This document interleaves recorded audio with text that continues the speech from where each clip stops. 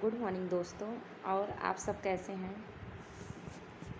आप लोग की तैयारी कैसे चल रही है? हिंदी यूपी टीजीटी की मैं बात कर रही हूँ, क्योंकि यूपी टीजीटी जो बच्चे 119, 120, 118 और जो है 122 या 21 पर सिलेक्शन जिसका नहीं वो बहुत निराश और हताश हुए हैं।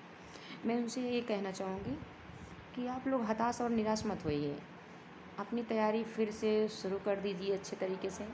जो कमियां रह गई हो उसको सुधार कीजिए, क्योंकि जिन बच्चों का सिलेक्शन हुआ है तो कुछ न कुछ तो अलग किए ही होंगे और परेशान होने की इसमें कोई बात नहीं है, क्योंकि सफलता असफलता है तो जीवन में लगा ही रहेगा। लेकिन जब मंजिल तक वहाँ तक पहुँचना है तो फिर से लगना ही पड़ेगा, क्योंकि सामने भर्ती लगी हुई है। अगर आज हम चूक गए तो फिर अगली भर्ती जो अक्टूबर और नवंबर में एग्ज़ाम होने वाला है, ऐसा सुनाई पड़ रहा है, तो उसमें हम लोग चूक जाएंगे। इससे बेहतर है कि हम तैयारी में फिर से लग जाएं और अपनी तैयारी को और मजबूती के साथ अच्छे से पूरा करें, ताकि ये गलतियां दोबारा ना हो हमसे, जो गलती हो चुकी।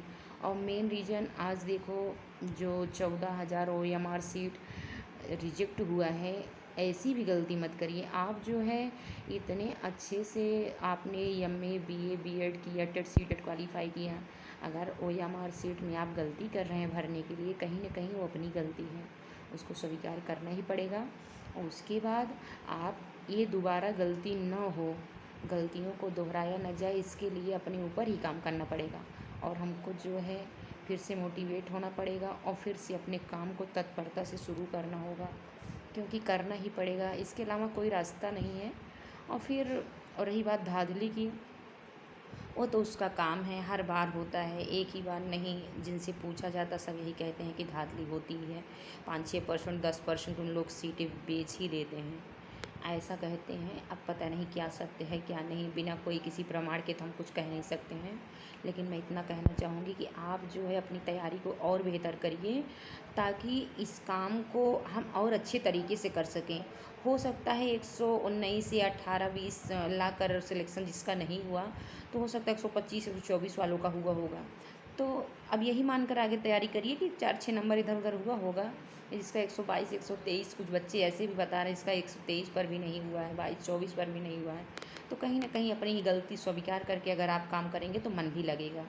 ये सोचिए कि नहीं आयोग की गलती है, आयोग ने ऐसा कुछ किया, खेला किया, क्या किया, कैसे किया। अगर आप इसको करके करेंगे तो तैयारी में मन नहीं लगेगा। इससे बेहतर ये है कि हम अपनी तैयारी को बेहतर करने के लिए इन सब से मुँह मोड़ो और अपने काम पे लग जाओ। जितना समय मिल रहा है, 4 घंटा, 6 घंटा, 8 घंटा, जितना भी मिल रहा है आप तैयारी में दीजिए और परेशान मत होइए। 2-3 महीने की बात और है, इन लोग की नियुक्ति पत्र 1 महीने बाद मिलेगा। हो सकता है 8 DB है, DB के बाद नियुक्ति पत्र मिल जाए, लेकिन 2-3 महीने बाद जब ये पेपर होगा उसका भी होगा। तो इससे अच्छा है कि तैयारी में लग जाइए। धन्यवाद। मैं शब्दों को यहीं विराम देना चाहती हूँ। फिर मिलेंगे दोस्तों।